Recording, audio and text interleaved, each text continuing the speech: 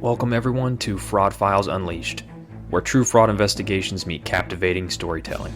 I'm Austin, a seasoned fraud fighter with over 8 years of experience in both law enforcement and banking. Join me on a first-hand journey through real cases, offering insights into the dangers and intricacies of fraud. Whether you're a fellow fraud fighter or eager to learn about fraud prevention, I invite you to tune in. Brace yourself for a mix of knowledge and humor, and I apologize in advance because there's going to be a lot of dad jokes throughout this podcast. Let's uncover the secrets of fraud together. Episode 5, Sextortion Fraud. Can you feel the fraud tonight? I've got a special Valentine's Day themed episode of the Fraud Files Unleashed prepared just for you. Not only am I going to give you a last-second Valentine's Day idea to wow your significant other, but I'm going to dive into a sextortion case I investigated that broke my heart. Sextortion? Yes. Most people don't want to talk about it, and often people don't realize this is associated with fraud, but it is. Sextortion is the child of extortion and sex. Essentially, it's when a fraudster uses explicit images of someone against them in hopes of extorting some money out of their pockets.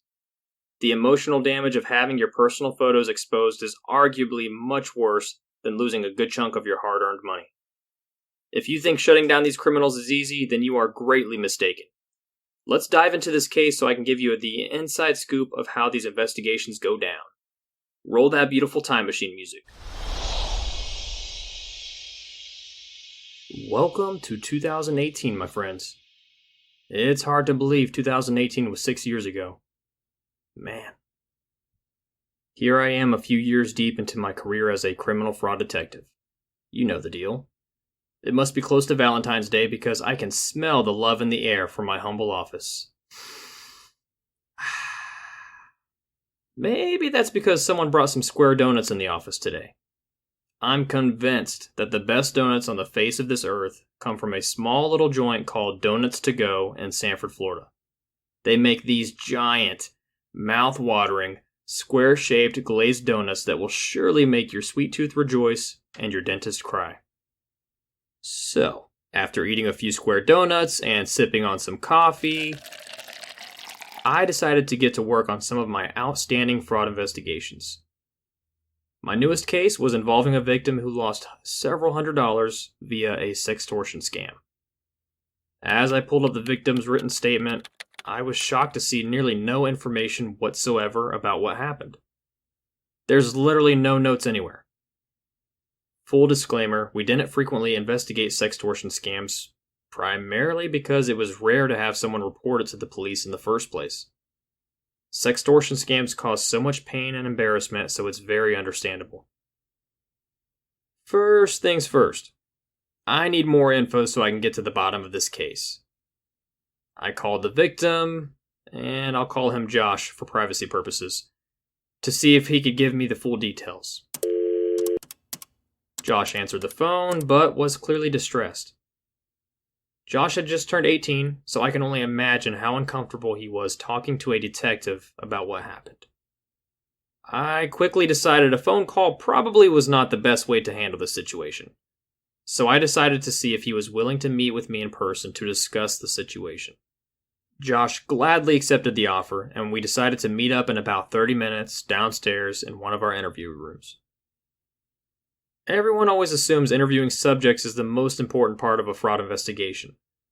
But I would argue that interviewing victims is often much more insightful and often more challenging, especially when your victim has been traumatized by an act of fraud. I went ahead downstairs a bit early to help prepare the room so Josh could be as comfortable as possible.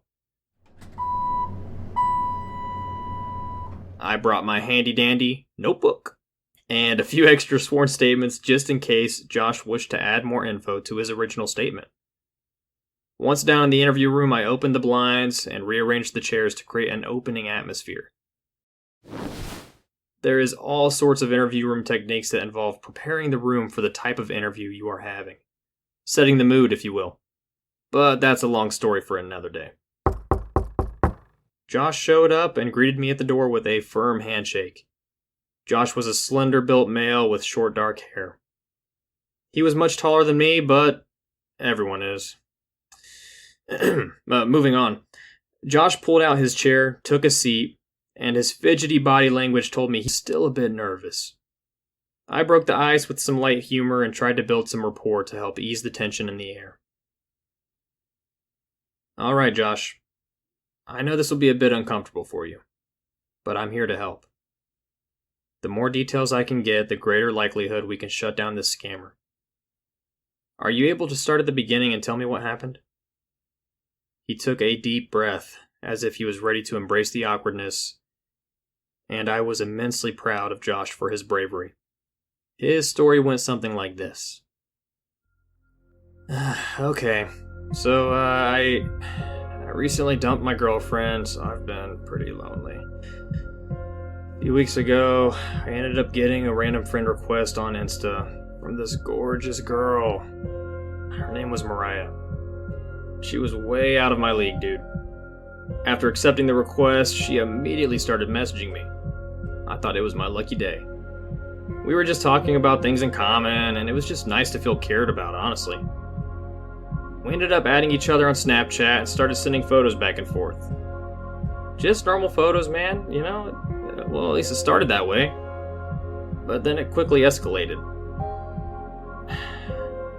I can't even say that. She started asking for nudes. She was just so beautiful, and I sent a few photos I probably shouldn't have sent, but she never sent any back to me.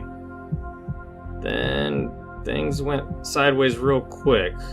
She started threatening me and said if I didn't send her $2,000 that she would send my photos to all of my friends and family.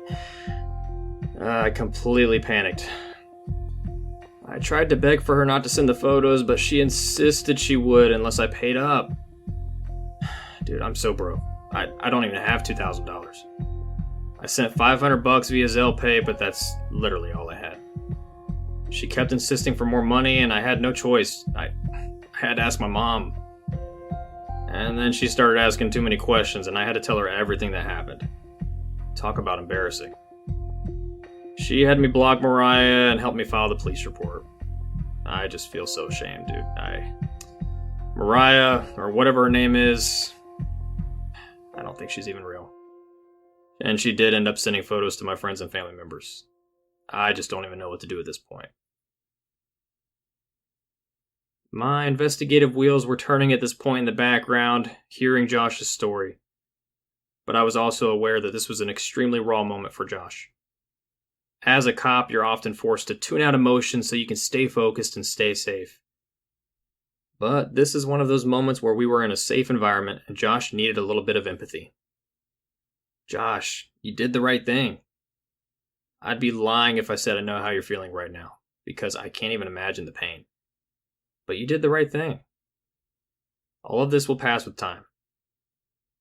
Hopefully, you stepping up to report this sextortion scam will help save another person. Realistically, though, I let Josh know. Tracking down whoever's behind this Insta profile, that's going to be easier said than done. Even if we can't end this investigation with an arrest, though, my goal is to hopefully get any related accounts shut down. I left this interview with a few leads. Mariah's hiding behind an Instagram and a Snapchat account. And someone received $500 via Zelle Pay. It's time to send some legal requests, aka subpoenas, to see what I can find. Sending the last one now, and done. Whew. This is the most work I've done all week. Now we play the waiting game. Oh crap, it's already 4:30 p.m.? My wife Lauren has texted me a few times asking what's for dinner. Yeah, I should probably get home.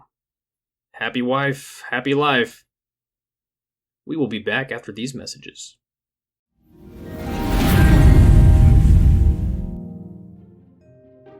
Psst. Hey you. Do you want to make your spouse happy on Valentine's Day? Did you buy flowers again this year? Boring. How about those cheap assorted chocolates? Lame. There's nothing your lover wants more than a fun and thoughtful crime scene themed scavenger hunt. This costs you absolutely nothing but your precious time. Every Valentine's Day, I set up a fake crime scene in the house, and my poor wife Lauren can't get any of her gifts until she solves each of the sections. She gets to put on her detective hat and have some fun doing it. Don't believe me? Here's what Lauren has to say about it. Psst, Lauren, tell them how much you love it. Yeah, he likes to send me on wild goose chases on Valentine's Day. Is it better than cheap chocolate? Most definitely.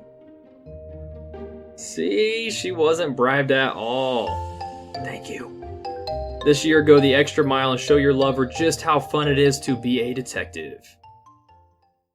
Alright, let's jump back into this case. A few weeks have passed, and I've received all of the legal requests from ZellePay, Instagram, and Snapchat. I've requested everything you could imagine.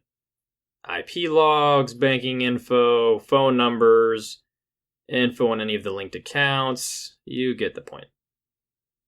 Snapchat's documents were not very helpful. I got a fake name and they had no IP logs available. Nice. ZellePay. Ugh. I dealt with some headache here as well. But ultimately I found the money went overseas somewhere in Asia, I believe. Not extremely helpful or exciting, since this could indicate the core subjects involved are far outside of my reach. Also, the account certainly did not belong to anyone named Mariah. Go figure. Instagram. Come on, baby. This was my final hope. I actually resent multiple follow-up requests because it became a nightmare trying to get the info I needed. Ultimately, I did get IP address information, and the subjects were using a VPN, aka Virtual Privacy Network, aka they were hiding their info so I could not trace their IP locations. But throughout all this back and forth with Insta, I was able to make a contact with someone who was able to find several related accounts via the subject's email address and comment. They were all shell accounts, so no other related info was found, but Instagram was able to shut down all of these accounts, many of which were actively generating sextortion attacks on Instagram. I tried to get details on everyone these subjects were DMing, but that never quite panned out. I was left once again feeling like a failure. Man, fraud investigations can be just as disappointing to an investigator as it is for a victim. I so badly just wanted to solve every case that dropped on my desk. But some cases, especially those involving crimes being committed over the internet, can be extremely difficult to solve. The worst part of failing to solve a fraud case: calling the victim. I picked up my desk phone and found the strength to dial the victim's phone number. Hey Josh, this is Detective Harris. I have some good news and bad news. The good news, well, Instagram was able to shut down several accounts linked to our mastermind. But sadly, it appears that they are operating overseas and using a VPN. I'll send the details over to some of our FBI contacts, but there's just not a lot of leads here. If there's ever anything I can do for you, please let me know. Sextortion crimes are becoming far more rampant than you realize, and it's so important that we continue to educate, especially our young adults surfing the wild web. In 2023, there were 26,000 plus reported sextortion cases. You know what's scary? More than 20 of those victims have taken their own lives after being caught up in a sextortion scam. Even scarier? We assume sextortion cases are grossly underreported, which means these numbers are likely far greater than we can even fathom. I get it. It can be awkward talking about the dangers of social media or sextortion with your kids or other friends and family members, but it's well worth it. If you still can't muster up the strength, just forward them this podcast. I've got plenty of awkwardness to go around. And there you have it, fraud fighters. Be careful who you talk to online and watch out for seemingly beautiful women or men online. A good bit of advice: don't ever send photos online that you wouldn't want your own mother to see. Join us next time as we delve into the world of financial intrigue, exposing the tricks of the trade while sharing a laugh or two. Remember, not all heroes wear capes, some wear accountant badges and detective hats. This podcast is presented by Fraud Warfare. If you are interested in supporting us through promoted ads, please connect with us on LinkedIn. If you love our podcast, please share this with a friend or family member and leave us a review on your podcasting platform of choice, or all of them. You can also support us financially through our buymeacoffee.com/fraudwarfare page. 100% of these funds go towards improving the quality of our podcasts and, of course, some coffee. Thanks for listening.